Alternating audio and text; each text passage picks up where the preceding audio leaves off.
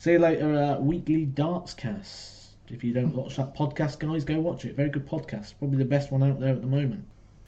Hello and welcome to a new episode of the Weekly Dartscast in association with Darts Corner. I'm Alex Moss, just with a quick intro before we get into the show. It's our UKDA special for you guys this week. I had the pleasure of attending the UKDA National Finals Weekend, which was held at the Bolton Wanderers Stadium over the weekend, and I didn't just go there for a picture with Andrew Gilding. That was a nice surprise, but a few interviews I got from the day as well. You're going to hear from them now. You're going to hear from the UKDA's CEO Colin Savage, plus you're going to hear from the current Weekly Dartscast Darts Shirt of the Year winner and a recent major semi-finalist at the UK Open, Ricky Evans. Those two chats coming up, but before we bring you those, let's get to our first guest. He is a young man making a name for himself in the world of darts. He is the JDC Advanced Tour champion for 2024. Lots of success he's already had on the Oki. Recently hit his first 9-dartering competition as well. So we're going to kick things off with our chat with Archie Self.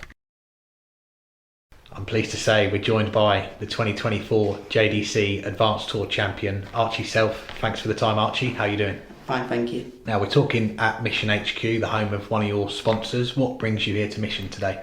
Well, I came here to get some new photos done and to just have a couple of throws on the board.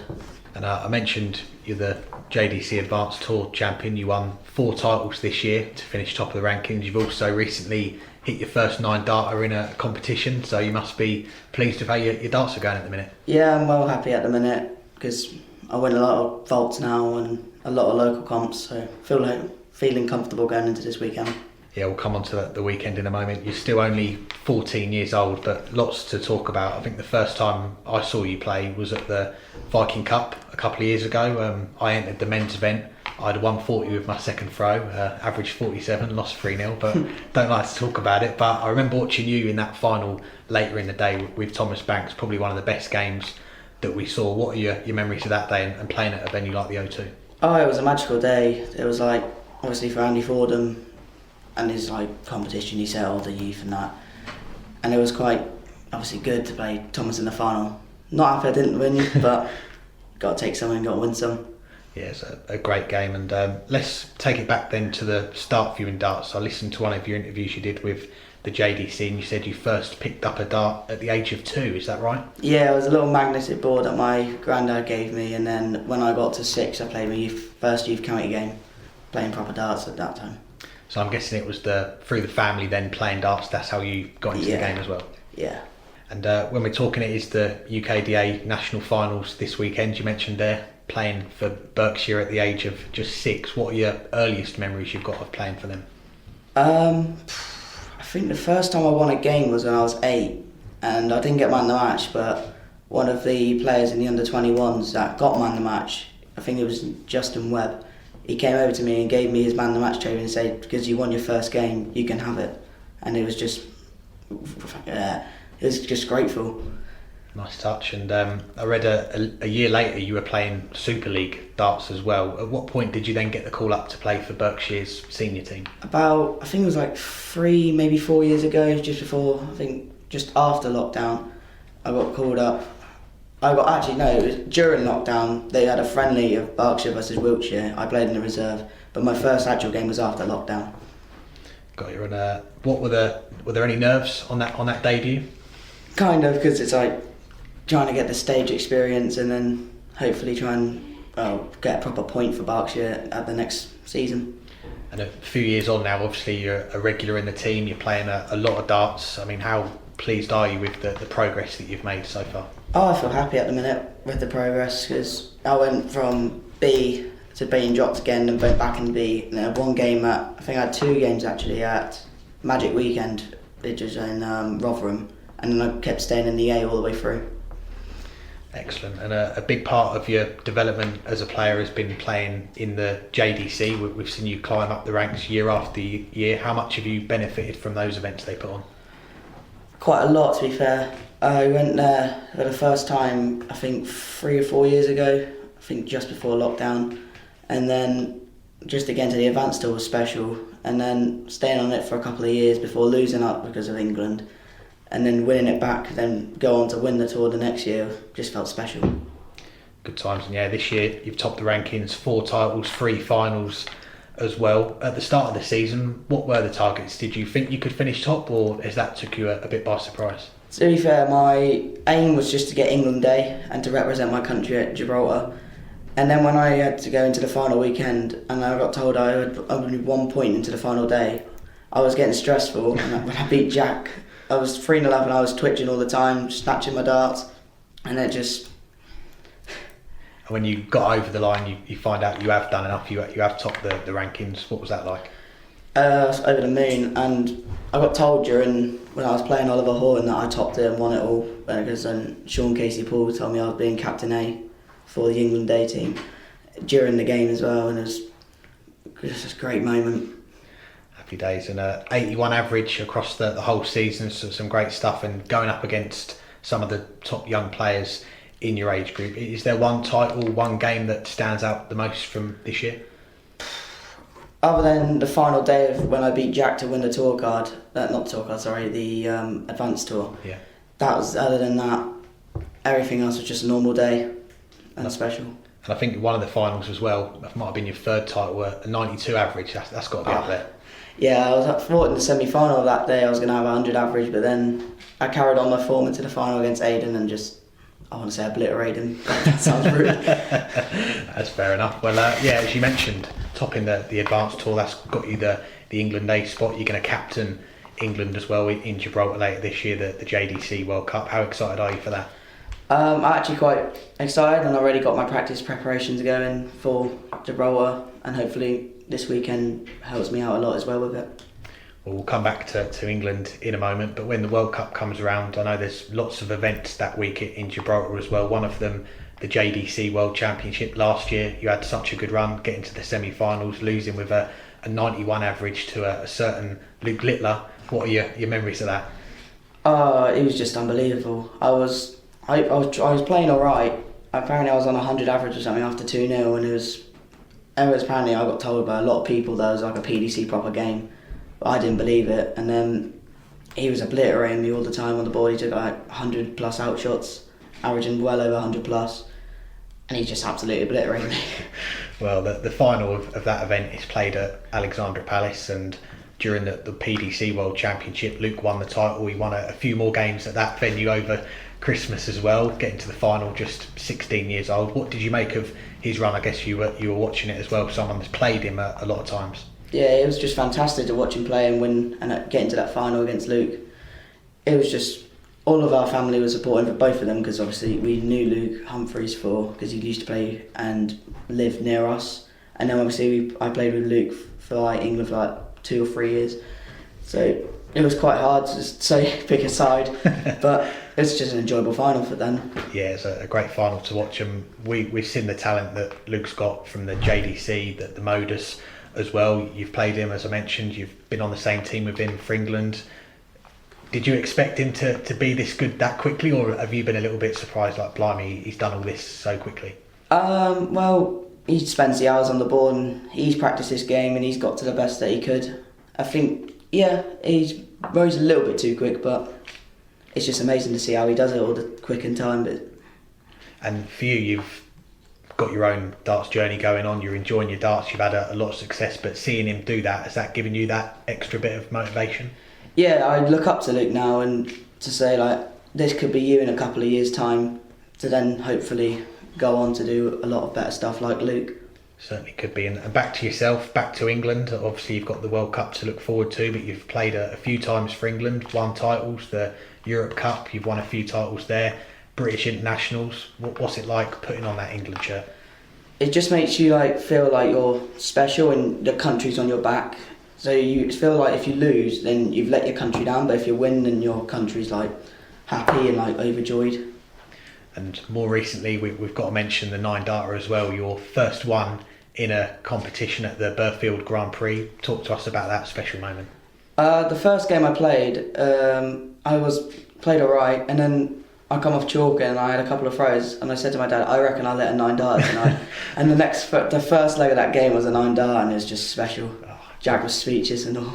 Great prediction. And how close have you come to one in a game before? Have you had a few goes at the double 12? I've had, I think once I've missed a double 12, and a couple of times I've missed like the treble 20 for the 7th dart, especially at JDC. Well, just a few before we finish up. Away from the darts, we saw your school, Kennett's School, there, very supportive of you. What's it like having the support of your teachers, your classmates, going back there after you've had all this success? I just felt happy when I went back, as I went straight. I think after I came back, it was straight to headmistress for a interview about what happened about darts and all that. She made a couple of jokes saying about juice and pretending to be a beer, and it was quite funny. It's just special, to be fair. Well, let's look ahead then before we finish up, and the UKDA National Finals this weekend. I'm assuming you're going to be playing in a few events, and at 14 as well. You've got to be one of the youngest going there as well. Yeah, I'm in the singles on my own on the Sunday alongside my brother Harry and my dad, and I think it's today, the pairs with my dad. And how nice is that then to get to play with your dad in events like this? Quite nice, because it's the second year in a row. We won our first round last year, but lost down the second round because none of us could hit a treble. But both of us are playing well at the minute, so hopefully we can go on to win it.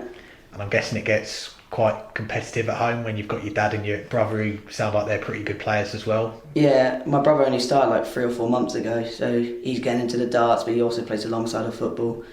And then my dad's played county for many years. He's almost 100 appearances for his county.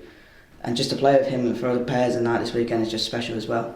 Nice. And I've got to ask you then, put you on the spot. You've got your dad, your brother, yourself. Who's the top of the rankings at the minute? Probably me at the top after some vault wins and some local comps against him. And then I would say my dad, because Harry's only, 3 or 4 months into the game, and then my dad's played for many years. So, yeah. Fair enough. And lastly, looking ahead, you don't turn 15 until November, so plenty more time on the JDC. What's the goal after that? Is it development tour and then maybe one day get on the professional tour? Yeah, hopefully development tour, hopefully go back to JDC and then get a scholarship to then play on the development tour and hopefully top that to get a tour card. Well, Archie, it's a pleasure to chat to you. Congratulations on all the success that you've had so far. Best of luck for this weekend, the World Cup, and what else is to come in 2024. Thank you very much. I'm pleased to say we're joined by the CEO of the UK Darts Association, Colin Savage. Thanks for the time, Colin. How are you doing? Thanks for having me on the channel. And we're here in Bolton. It's the Darts Corner UKDA National Finals Weekend. We're talking on day 2, the Saturday. How's it gone so far? Busy. A lot involved in the setup. With obviously the pairs last night went really well. It's our first time here in the venue, so you always will get some small teething problems, but in general, it's been fantastic so far. We were just talking, I was here for a few hours yesterday watching you guys get set up. Obviously it's a big operation, lots of people involved, lots of boards here as well. Just a word on the people that have come down here to help set up. At the end of the day, we're all volunteers. Yeah. I have a great wee team there, but it is a wee team. We're all volunteers. Guys getting time off work and also keeping enough back to actually supervise the event. So it's kind of 2 teams, but no, it's they're worth their weight in gold, and they probably don't get the credit from all the crowdies that they deserve. But we'll just keep going and keep doing it. Yeah, without those people, these events just wouldn't happen. And we'll come back to this weekend in a moment. But obviously, with the UKDA, it's 4 years coming up to around 4 years since you took over the county setup. Let's just go back to 2020. Obviously, you guys getting involved. Talk us about that moment when you did get the green light to say that you could take over. Well, as you know, it was a weird time in the world with COVID. Johnny and Morgan first approached me about it.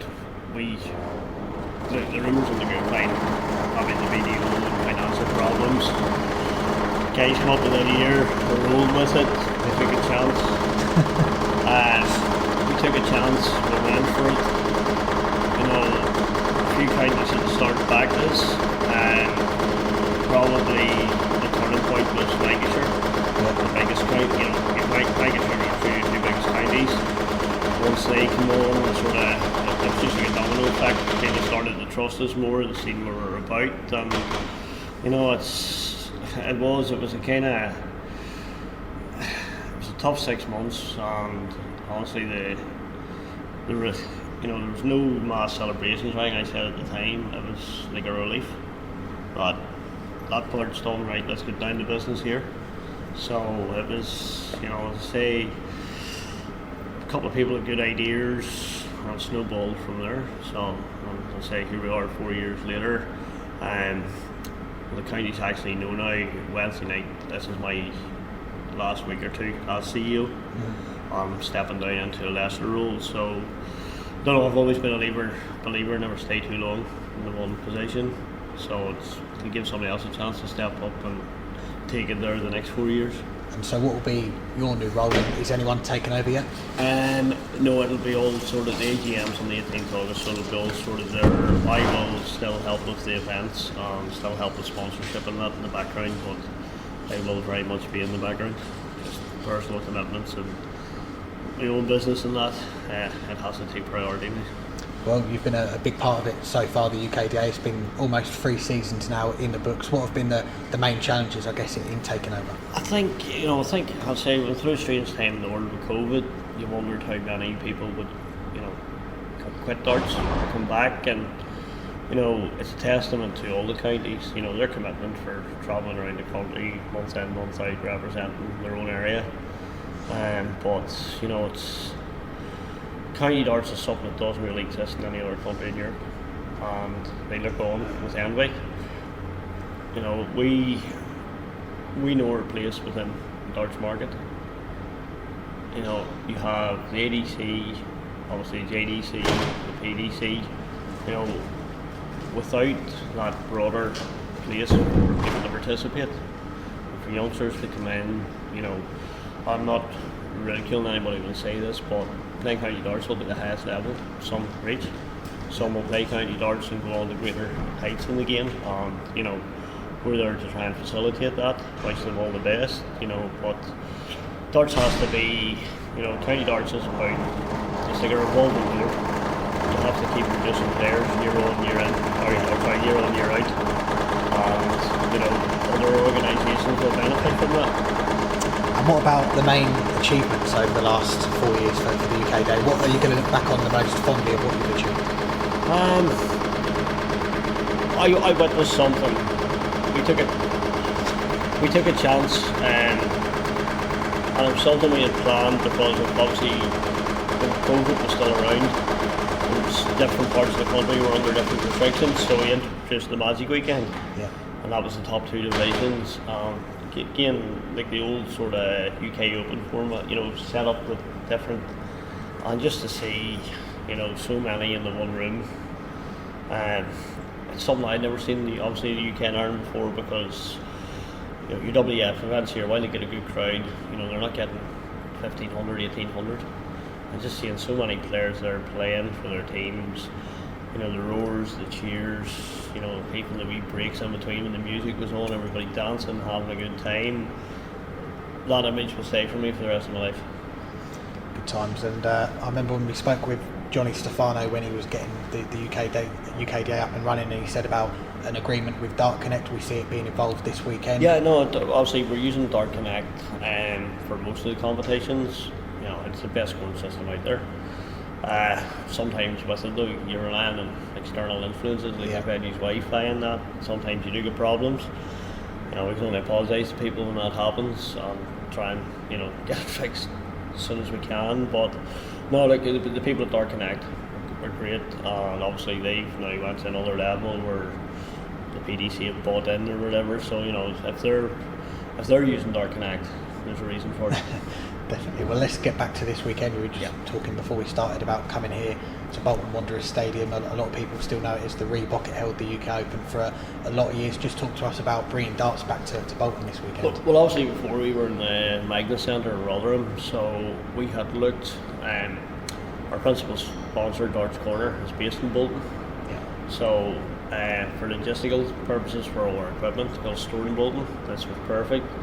The fact that, the history of darts in this venue, we wanted to bring the darts back to Bolton and hopefully make this our home for the next while. So it's, I can't speak highly enough of the venue. Yes, there was a football match here last night, but we worked together and get around that, for the good of everybody. So no, I say the people here at the stadium have made us feel most welcome. Yeah, the venues. Well, as you can see, it's a big room. There's lots of playing areas, space, and with being so busy with the setup and everything, it was only late last night I got up above to view the whole room.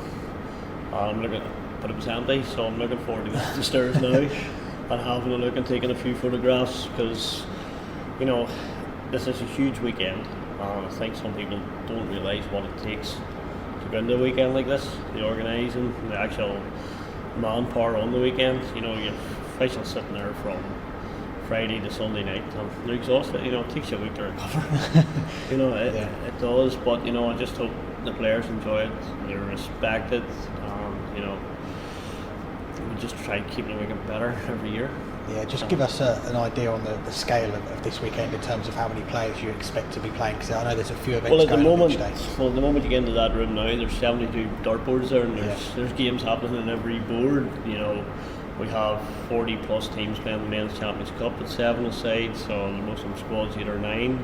There's there's over 190 ladies in the singles, which those numbers you don't get that anywhere else. So it's quite an undertaking, but as I say, I just hope everybody enjoys it. And last night we had the pairs, and the two guys from Oxfordshire won the men's, and the two ladies from Cheshire won the pairs. So when you look at that, you think, well, none of them are Premiership teams. There's none of your friend players are really winning the events. So it's good to see that there's talent all over the National League. It doesn't matter whether it's the Premiership or Division 3. There's good players everywhere. Definitely. Well, we've got a couple of questions sent in, and then we'll let you go. The first one comes from Oki Balboa, who says, is there any chance of more counties joining the UKDA? There has been approaches. When we talk about counties, areas, you have in politics certain constitutional areas. So we take Cleveland, for example. It's part of Yorkshire, Middlesbrough and all, but it's got its own, it's like a principality. So we never rule it out. There is kind of space for one more. If you use the likes of the Wirral and Salopian as examples, the Wirral's pretty much its own land. They're on the other side of the Mersey. But what it has done, they have maybe over 200 Super League players. 140 of them had never played Super League before. So it's getting darts out to more people there. And there's other areas of the country that there's maybe a gap or an area that it's too far to that place or too far to that place, that maybe within a 50-mile radius they can create their own. So we never rule it out, but you also have to protect the system, and there's a lot of paperwork to be ticked before they're accepted. If everything has to be viable. So no, I wouldn't rule it out, but as I say, there's probably only room for one more, and that might not even be a county. There has been approaches from the likes of the armed forces about possibly putting in a team in that, which would be pretty nice. But again, this year, as you've obviously seen yourself, the effect that the glitter has had on the game to the wider public, not just the darting public, the wider public. Hopefully we see the fruition of that in the next 5 to 10 years with participation, especially in young guys and young girls especially, wanting to take up the sport.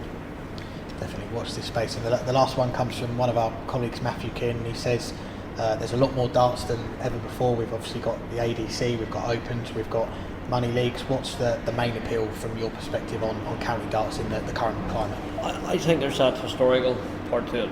I do. I think during the week, the highest level you can play during the week is Super League. It's not you're playing for your averages, you're playing for your place in the team. You're travelling around the country with your friends. You're trying to win divisions. You're trying to avoid relegation. You're trying to win divisions. But it's a work in progress with us. We do believe that there can be closer links with organisations in the near future. Hopefully, for the effort and commitment those players put in, that we can offer them even more chances. So, as I say, I take my hat off to each and every one of the officials and players from all around the country who their commitment's unbelievable. And when you see that month in, month out, you realise that the game's healthy still in the UK. That's good to see. Well, Colin, it's great to chat to you. We appreciate the time. Thank you. Congratulations on what you've achieved so far in the UKDA. Best of luck for the rest of this weekend and what else is to come in 2024. There's a lot of work to still be done, so no, thank you, Alex. Appreciate that. Thank you. I'm pleased to say we're joined by the weekly Dartscast Darts Shirt of the Year winner for 2023 and a major semi-finalist, Ricky Evans. Thanks for the time, Ricky. How are you doing? I'm very well. How are yourself? Doing well, thank you. And it's great to chat with you. We're talking at the Darts Corner UKDA National Finals Weekend. You turned up here today. How's it gone so far? Not very good for the team. We've lost 6-1, 6-1. Not being big-headed, but I'm the 1-1. But yeah, it's a team event, so we win together, lose together. So we're here representing our county, Northants, and yeah, it's not gone well, but yeah, we're still smiling. Good to hear. And we were just talking before we started. You're one of the PDC players here. There's quite a few of you here, but for you, county darts, Super League darts, it's been an important part of your darts throughout, really. So yes, far. yeah. 20 years now I've played. I'm a veteran. These people got me into darts. Really, this was my little breakthrough. If it weren't for these people, I wouldn't be where I am now in the world of darts. So it's like not a kind of a thank you, but I still play because they're my friends, they're family as well. So I'll always represent Northants. World champion not, it doesn't matter. I'll always represent them because it's where I'm from, what I love. And you said 20 years there. Take us back to your earliest memories. A teenager literally playing.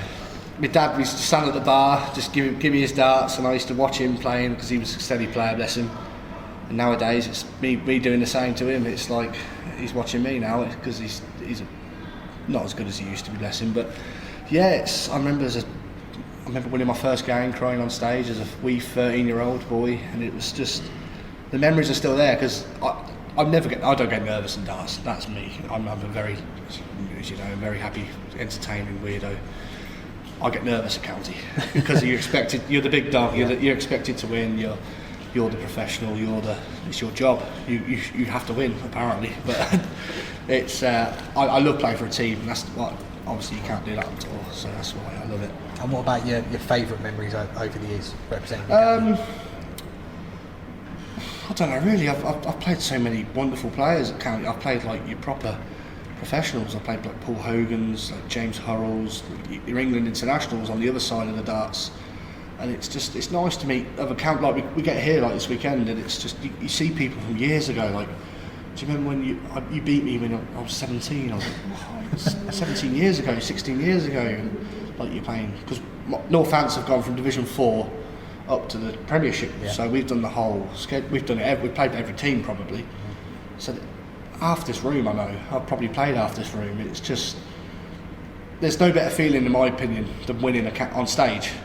If it's Ali Pally, if it's at my local Burton Band Club, it's just, I'm proud to be where I'm from, and it's, I can't really single one out because every game's different to me, county. Well, let's talk about this venue we're at today, Bolton Wanderers Stadium. A lot of people still know it as the Reebok. You've played here a couple of times before, 2010 as a Riley's qualifier. Yes. What do you remember about that? As a wee boy, I think was that 2010? Yeah, I was legal. Yeah, I beat Noel Grant and I lost to Stevie Beaton on board 2, and that was proper Reebok.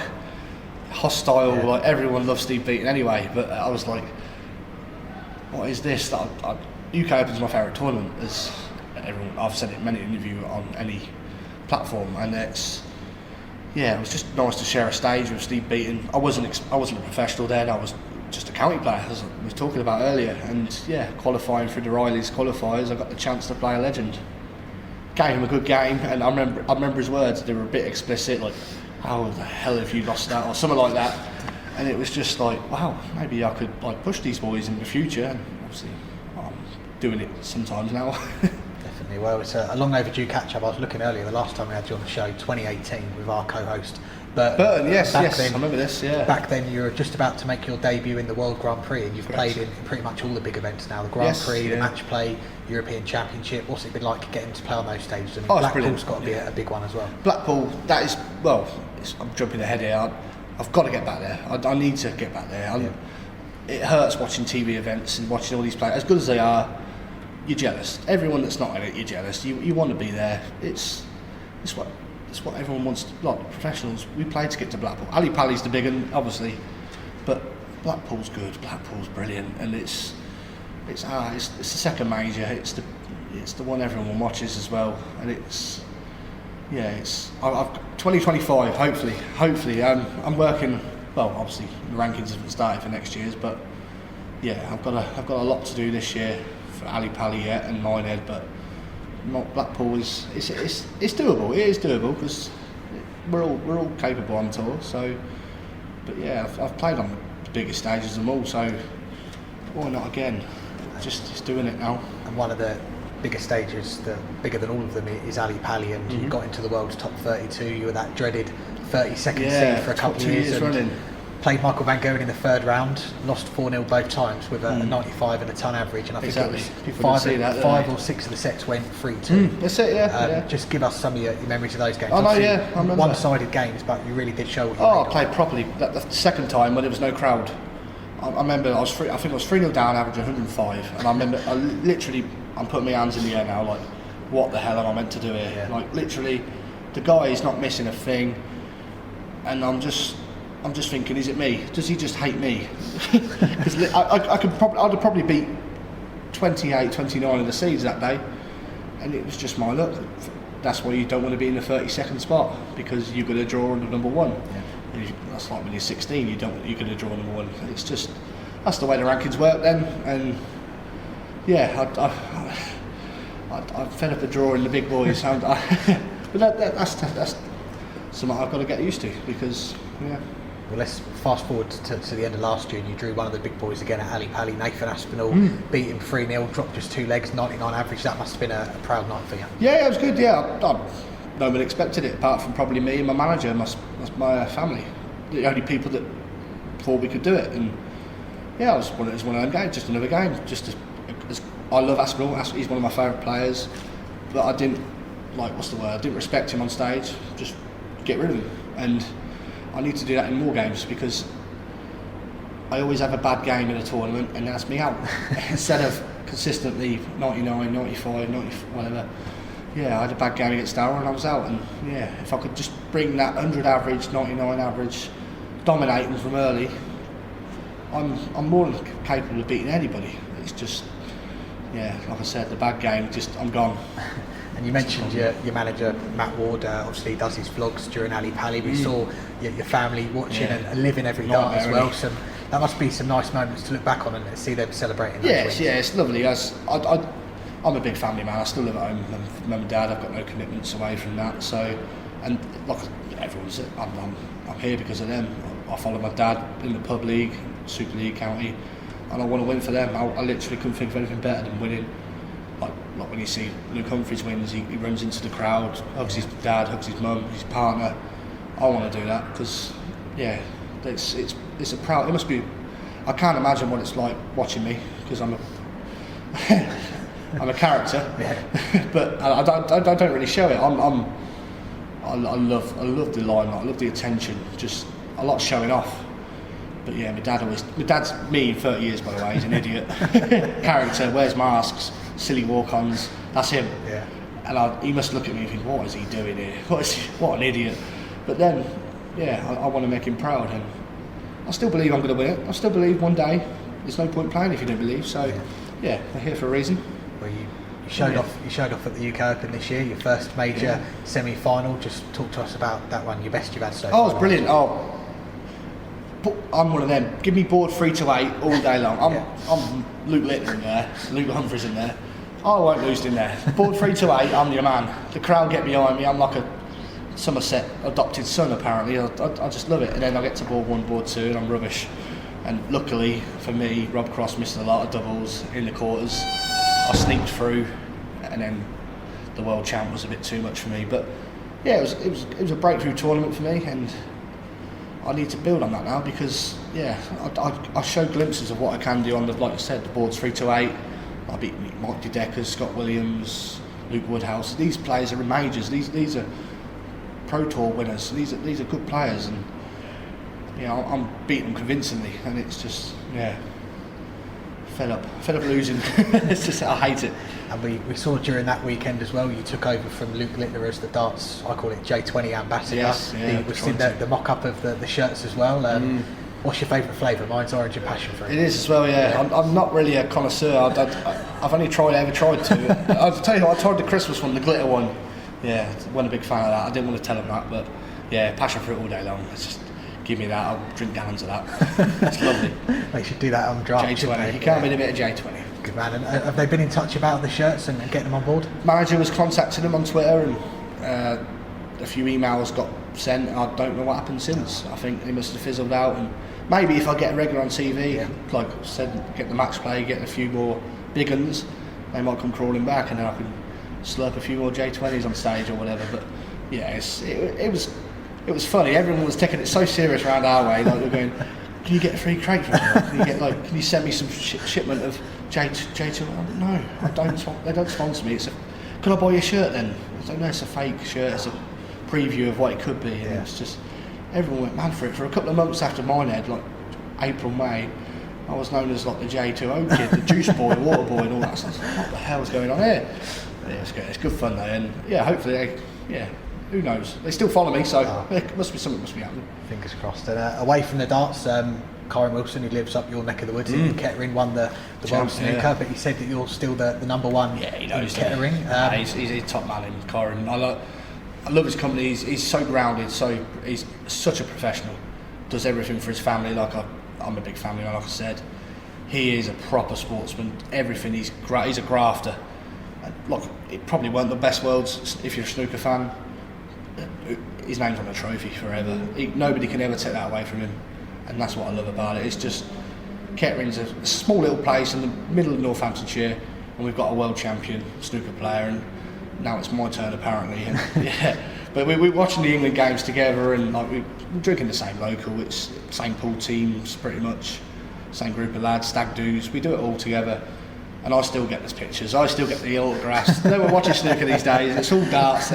World number 41 dart player, the world champion snooker player. I get the old limelight still, and I like to wind him up about that. But no, he's brilliant. He's driving me up. Like watching him makes me want to do more. And it's like, yeah, it's weird to say a friend is a hero, but like a inspiration in a way. Yeah, because he's a top lad, and he's great for what he's done. And he'll win another one soon. Well, and obviously he's better at snooker, you're better at darts. Who's the best at pool? Oh, him by a mile. Yeah. Jesus, he's got a cue in his hand, isn't he? He's actually alright at darts. Yeah. Don't let him hear that. Oh, okay. He's alright at darts, yeah. His best friend is my best friend in a way. He runs our local. Okay. And he's like an all-round Billy. Plays skittle, pool, darts, snooker, crib. And he's brilliant at everything. Don't let him hear this as well, Ian Hay. But it's a very close-knit group we've got, and yeah, Colin's just a dab hand at everything. He makes it look so easy. I can play pool at a reasonable standard, but compared to them, it's just like break them up, clear up, dish. Cheers. Thanks. Easy, yeah. Yeah. And lastly, we've got a question from your manager, Matt Ward. He says, what are your goals for 2024, 2025, and are you going to do anything differently? Working on a few things away from darts, on the mental side of darts. Just be a bit more confident, a bit more regimental. Yeah, just trying to show what I can do, because it is obviously there, but it's worked for other people in other sports, and we're going to go down that route hopefully soon, and see what happens. It could be a long process, but why not give it a go? It might work, it might not work, but at least you've given it a go. I know I've got his backing, and that makes me like. It makes me try so much, because I want to win for him. I know how close he was with Darryl Gurney, and like seeing them two, how close we are with the pictures and the memories and stories. And I want that. I want to be a major champion, and I want to MDA like back up there. I want to be his top boy. I want to be like going to Premier Leagues with him next to me, annoying me, and I want to be annoying him. And yeah, we're in for the long haul. We'll say that until he gets rid of me. I'm with him. Good man. Well, Ricky, it's a pleasure to chat. Enjoy the rest of your weekend, and best of luck for what else is to come. I've probably been timed out here for not marking, but don't worry about it. That's all right. Cheers, Alex. Thanks. Top man.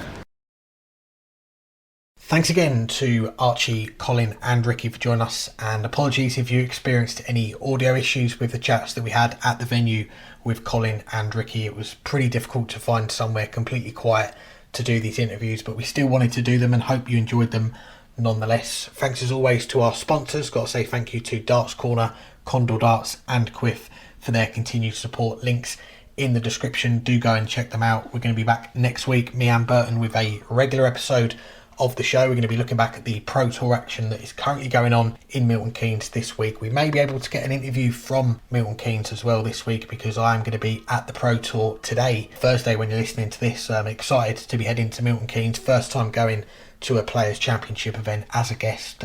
Looking forward to seeing the darts in person. I'll be back next week to talk all about it. So until then, if you're watching the darts, make sure you enjoy the darts. If you're playing darts, make sure you enjoy the darts. For Burton, as he's not here, I better finish off with his catchphrase and his sign off, and that is, until next week, hang tight.